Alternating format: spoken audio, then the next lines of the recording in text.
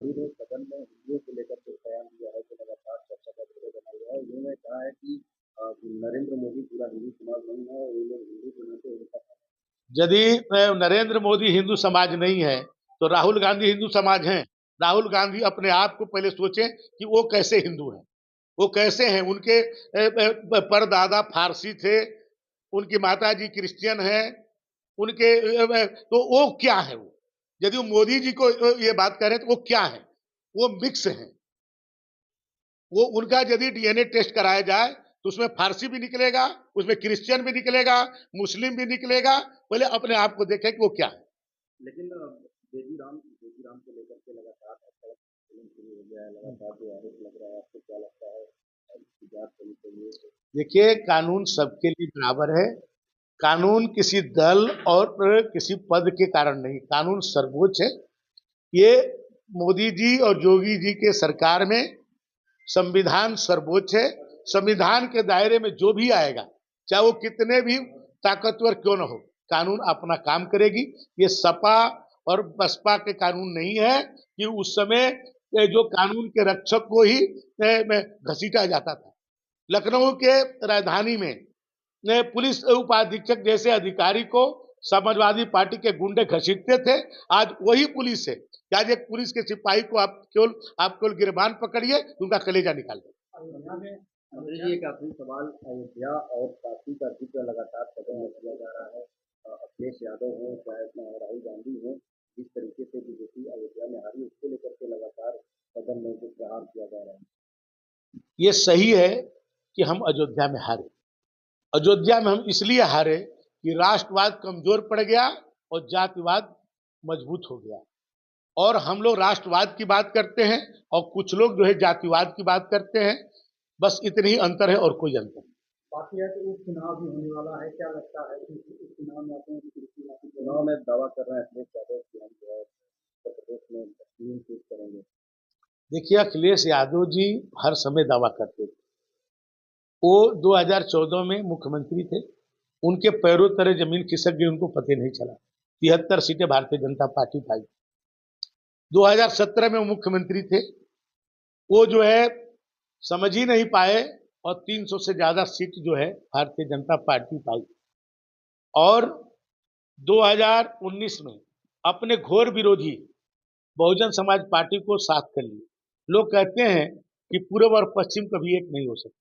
उसी तरह लोग कहते थे कि बहुजन समाज पार्टी और सपा कभी एक नहीं हो सकती।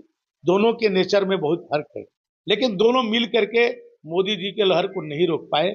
और 2019 में आप देखें कि हम 67-64 सीटें पाए। उसके बाद 2022 में अखिलेश जी कहते थे कि 400 सीट हम पाएंगे और 3 में पूरा विपक्ष रहेगा। जनता ने उनको बता दिया कि सीट किसको होगी। 2024 में आज ये लोग कोई चुनाव नहीं जीते हैं। 37 सीटें जीत लेना ये नहीं है कि इन्होंने पूरी सरकार बना रहे हैं, लेकिन इन्होंने एक अफवाह फैलाई।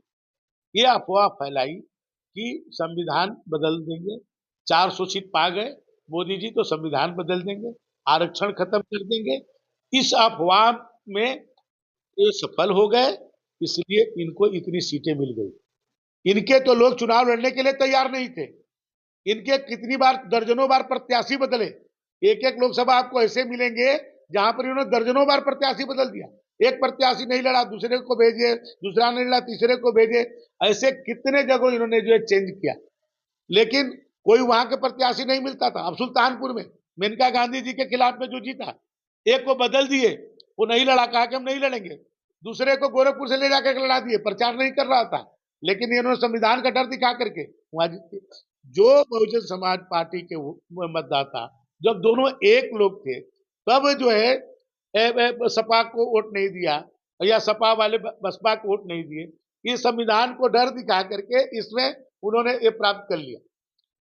तो भाजपा का वोट कम नहीं हुआ। ये लोग ये जो संविधान इन्होंने जो डराया, उसके कारण ये अफवाह सफल हो गया। तो इसलिए मैं ये वो न समझें, उपचुनाव में पता चल जाएगा कि उनकी हैसियत क्या है। लेकिन ये एक आखिरी सवाल। अब सभापति को राहुल गांधी ने आज एक पत्र लिखा है, उसमें कहा है कि हमारे सीट को जो है हटाया जा रहा है, काट काट पीट के दिखाया जा रहा है। वो जो बोलते हैं ना, अब बोल करके कई बार तो लाइव आप लोग दिखाते हैं, लाइव दिखाते हैं और जब वो बोलते हैं बाद में सॉरी सॉरी ये गलत बोल दिया ये है, तो अब उसको क्या काटेंगे वो? आप ही लोग लाइव दिखाते हैं, वो प्रेस कॉन्फ्रेंस करते हैं, और जब बोल लेते हैं आप लोग होता है सॉरी सॉरी ये गलत बोल दिए ये है। तो ये वो अपना बोलते रहते हैं, अपनी बात उनको समझा दिखा दिया जाए। वो जो अब तक जितना बार बोले हैं उसका आप लोग अपने यहाँ से क्लिप बनाइए, एक क्लिप बना करके उनको उसको एक बना करके उनको दे दीजिए कि राहुल जी ने आपने ये बोला था, तो राहुल जी ना पागल हो जाए तो देखिए आप उन्हीं का बयान को उनको दे दीजिए, उन्हीं का जो होगा पूरा वीडियो आप बना के सभी मीडिया के पास होगा। एक क्लिप बनाइए कि राहुल जी जब जब प्रेस कॉन्फ्रेंस किए हो, जब जब बयान दिए हो, उसका क्लिप बना के उन्हीं को दे दीजिए।